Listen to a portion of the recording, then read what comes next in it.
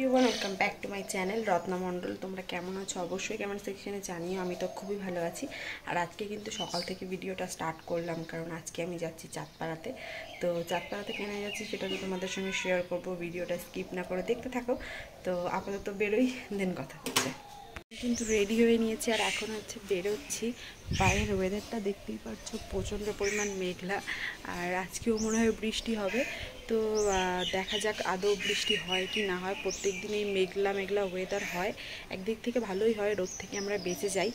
But বৃষ্টিটা হলে একটু ভালো রিলিফ পেতাম আর কি। তো চলো আর বেশি বক বক না করে বেরোই এবার গাড়িটা নিয়ে। যেহেতু মাথায় আমি নিয়েছি তেল, তার জন্য কিন্তু আমাকে লাগছে পুরো টাকলা টাকলা। তো কিছুই করার নেই, আজকে কৃষি অফিসে আমার একটু কাজ ছিল, সেই কারণে আমি কৃষি অফিসে চলে এসেছি। দেখতেই পাচ্ছ আজকের ওয়েদারটা কিন্তু খুব খারাপ, বীভৎস পরিমাণ গরম পড়েছে। যদি একটু বৃষ্টি হতো রিলিফ পেতাম, বাট বৃষ্টি হবে কিনা তার কোনো খোঁজ খবর নেই। পিছনে গাড়িটা রেখে আমি কিন্তু চলে আসছি অফিসের ভিতরে। আজকে দোতলাতে যেতে হবে, ফার্স্ট টাইম দোতলাতে যাচ্ছি। উপরে কি করতে হবে না করতে হবে কোনো কিছুই জানি না, বাট তারপরেও রিস্ক নিতে হবে। এই ফর্মটা দিয়ে দিল, ফর্মটা ফিল আপ আমি করে ফেলেছি। জানি না ভুল করেছি কি ঠিক করেছি, এত পরিমাণ ভিড় হয়ে গেছে। প্রচণ্ড টেনশন হচ্ছিল যে যদি এখন বলে ফর্মটা ভুল হয়েছে আমাদের আবার ফিল আপ করতে হবে। তো ফাইনালি ফর্মটা জমা দিয়ে বেরিয়ে যাচ্ছি, কোনো রকম প্রবলেম হয়নি। ঘটে একটু হলেও ট্যালেন্ট আছে, যে কারণে সব কাজগুলো আমি করতে পারি আর কি।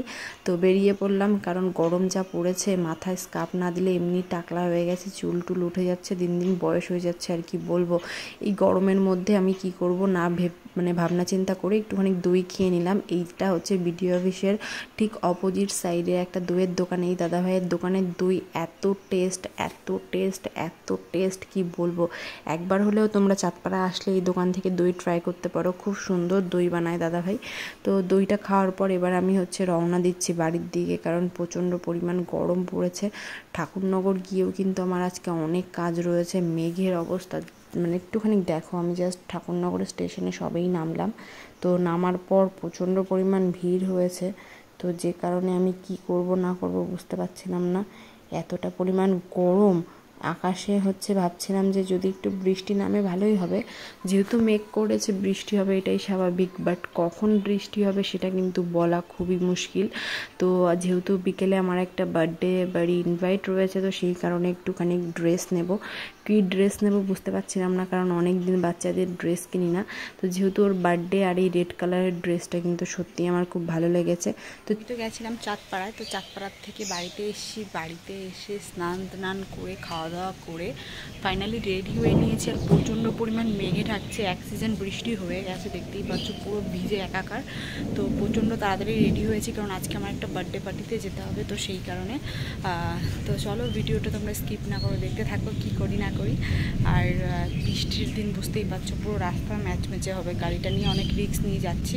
তো চলো বেরোনো যাক। বৃষ্টি পড়ছে এখনও, সাংঘাতিক লেভেলের হচ্ছে না, হালকা হালকা গুড়ি গুড়ি হচ্ছে। আর আমি আমার আর একটা ফ্রেন্ডে যাব, ওর হচ্ছে দিদির মেয়েরই আজকে বার্থডে আর কি। তো বার্থডে বাড়ি কী করি না করি পুরোটাই শেয়ার করব, পুরো ভিডিওটাই স্কিপ না করে দেখতে থাকো। আর আজকে আমাকে এত সুন্দর সেজে কেমন লাগছে অবশ্যই কেমন সেখানে জানিও। ওই যে মহারানী আসছে দেখো। তো চলো বৃষ্টির মধ্যে দেখো আজকে কি করি আমরা। ফাইনালি বৃষ্টিটা কিন্তু নেমেই গেল, দেখতেই পারছো। বৃষ্টির মধ্যে বার্থডে বাড়ি যাচ্ছি, দেখে মনে হচ্ছে সন্ধ্যা হয়ে গেছে, বাট না, এখন সবে 3টে বাজে। আর কতদিন পর দুইজনে বেরিয়েছি বৃষ্টিতে ভিজতে ভিজতে, কি বলবো, এত পরিমাণ মজা লাগছিল বৃষ্টিতে ভিজতে, জাস্ট যা পরিমাণ বৃষ্টি হচ্ছে এই বৃষ্টির মধ্যে কিন্তু তারপরেও বেরিয়ে পড়েছি। বুঝতেই পারছো, ইনভাইট বাড়ি থাকলে আমাকে কেউই হচ্ছে আটকে রাখতে পারে না, এরকম একটা ব্যাপার। আর এখন হচ্ছে চাঁদপাড়া যে ঢাকুরিয়া, হ্যাঁ এটা হচ্ছে ঢাকুরিয়া স্কুল, এই যে এই স্কুলটা তো চেনই। তো ঢাকুরিয়া স্কুলের সামনে হচ্ছে দাঁড়িয়ে পড়েছি। আর এই রোডটা কিন্তু অসাংঘাতিক একটা সুন্দর রোড। কিসে ডাকছি ওরা? গাড়িতে। তো চলো তোমাদের সঙ্গে রাস্তাটা একটু শেয়ার করি, দেখো রাস্তাটা কেমন। দেখতে পাচ্ছ রাস্তার অবস্থা, পুরো রাস্তা কিন্তু ভিজে গেছে, দেখো জাস্ট একটু। আর আমি কিন্তু টুকটুক করেই যে হাঁটছি, কারণ এই জায়গায় আমি কিছু ফটোশ্যুট করব। বৃষ্টি হচ্ছে আর আমি ফটোশ্যুট করবো না, এটা হতেই পারে না। তো সেই কারণেই কিন্তু জায়গাটায় দাঁড়িয়ে পড়েছি। দেখো ওই যে আমার গাড়ি আর ওই যে মহারানী ভিক্টোরিয়া, বাট এই জায়গাটা কিন্তু সাংঘাতিক সুন্দর গাইস। কিন্তু বৃষ্টি হওয়ার কথা ছিল না, সকাল থেকে মোটামুটি যা ওয়েদার ছিল ভালোই ছিল, কি করে যে বৃষ্টিটা নামলো সেটাই বুঝতে পারলাম না। এইরকমভাবে বৃষ্টি মানে কী করে আসে, আর যদিও সামনেই হচ্ছে তোমার মানে বুঝতেই পারছো বর্ষাকাল, এবার থেকে তো বৃষ্টি হবে, এটাই স্বাভাবিক। তো এনজয় লাগছে, বাট আমি কিন্তু প্রচুর পরিমাণ বকা খাবো, বৃষ্টির মধ্যে ভিজছি আর কি। ব্লগটা যদি মহারাজ দেখে তাহলে তো আমাকে ধুয়েই দেবে আর কি। তো চলো আর বেশি না বকবক করে একবারে বার্থডে বাড়ি গিয়ে দেখা হচ্ছে। বার্থডে বাড়ি কিন্তু চলে এসছি, আর এই যে পুচকিটার আজকে বার্থডে, সবাই ওকে উইশ করে দাও, সবাই ওকে হ্যাপি বার্থডে বলে দাও। প্রচুর পরিমাণ শান্ত একটা বেবিও। তো আজকে যেহেতু ওর বার্থডে আর আমরা হচ্ছে ওর মাসি, তো আমাদের তো একটা দায়িত্ব আছে, তাই না? তো দেখো আজকে কিন্তু ডেকোরেশনের দায়িত্বটা আমাদের ছিল। আর এখানে কিন্তু অনেক বেলুনস, এই বেলুনসগুলো মানে ফোলাতে জাস্ট হাতটা ব্যথা হয়ে গেছে। তো তারপর আবার বেরিয়ে পড়েছিলাম, কারণ আরও কিছু জিনিস আনার ছিল।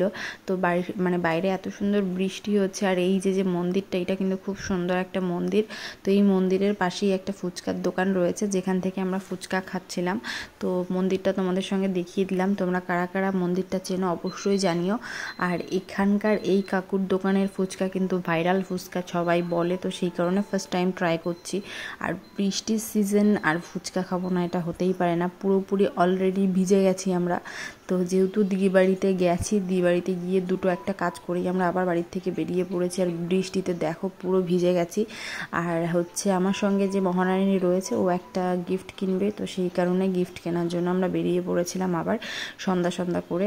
তো পুরো মুখ চোখ কিন্তু ভিজে গেছে। ওই দোকান থেকে কিছু পছন্দ হলো না, দেন আমরা ওখান থেকে বেরিয়ে একটা ফটো শপের দোকানে চলে আসলাম। এখানে কিন্তু অনেক কালেকশন রয়েছে, বাট আমি জানি না ও কী নেবে। এখানে আসার পরেই পিছনের ব্যাকগ্রাউন্ডটা দেখে জাস্ট এত সুন্দর লাগছিল, মানে মনে হচ্ছিল যে আমার যমজ ভাই। আমি হাসলে ঠিক আমাকে এমনই লাগে আর কি। তো অনেকক্ষণ বসাবসি করার পর একটা ফটো ফ্রেম হচ্ছে অর্ডার দিয়েছে, দেখো কি সুন্দর। আর ফটোগুলো কিন্তু কি কিউট, উপরে লেখা হচ্ছে হ্যাপি বার্থডে। আর ওর পিকচারগুলো কিন্তু সত্যি অমায়িক এসছে, আর এমনি প্রচুর কিউটি বাচ্চা একটা।